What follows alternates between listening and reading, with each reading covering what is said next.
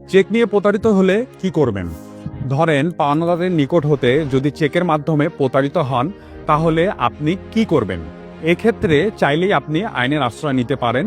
এই অপরাধের বিচারের জন্য দ্য নেগোশিয়েবল ইনস্ট্রুমেন্ট অ্যাক্ট 1891 নামের একটি আইন রয়েছে। এই আইনের সেকশন 138 অনুযায়ী আপনি প্রতারক ব্যক্তির বিরুদ্ধে প্রতিকার পেতে পারেন।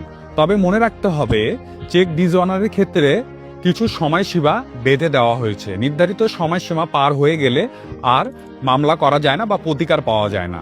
যে কোনো চেক ইস্যু করার তারিখ থেকে 6 মাসের মধ্যে ব্যাংকে উপস্থাপন না করলে চেকটির কার্যকারিতা আর থাকে না। এক্ষেত্রে মামলা করার কিছু শর্ত রয়েছে, যেমন চেকটি ইস্যুর তারিখ থেকে 6 মাস সময়ের মধ্যে সংশ্লিষ্ট ব্যাংকে ক্যাশ করার জন্য জমা দিতে হবে। চেক ডিসঅনার হওয়ার 15 দিনের মধ্যে অ্যাকাউন্টধারীকে চেক ডিসঅনার হওয়ার বিষয়টি জানিয়ে চেকে উল্লিখিত অঙ্কের টাকা প্রদানের দাবি জানাতে হয়। আর 30 দিনের মধ্যে দাবি না জানালে সেটি আইনের দৃষ্টিতে গ্রহণযোগ্য হয় না। সরাসরি প্রাপক বরাবর অথবা তার সর্বশেষ বসবাসের ঠিকানা কিংবা বাংলাদেশে তার ব্যবসায়িক ঠিকানা বরাবর প্রাপ্তি স্বীকারপত্রের ব্যবস্থা সহ রেজিস্টার্ড ডাকে নোটিশ পাঠাতে হয়।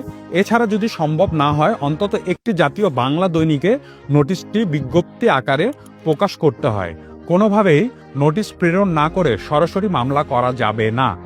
কোনো প্রতিষ্ঠানের মাধ্যমে প্রতারণার শিকার হলে এই আইনের 138 ধারার পাশাপাশি 140 ধারা উল্লেখ করে মামলা করতে হবে। এ ধরনের নোটিশ জারি ও মামলা করার জন্য আপনি একজন আইনজীবীর শরণাপন্ন হতে পারেন। এ ধরনের অভিযোগ নালিশি বা সিআর মামলা হিসাবে মহানগর এলাকা হলে চিফ মেট্রোপলিটন ম্যাজিস্ট্রেট আদালতে অথবা মহানগরের বাইরে হলে চিফ জুডিশিয়াল ম্যাজিস্ট্রেট আদালতে করতে হবে। চেকটি যে ব্যাংকে ডিসঅনার হয়েছে সেই ব্যাংকের এলাকা যে আদালতের এখতিয়ারের মধ্যে রয়েছে সেই আদালতে মামলাটি করতে হবে।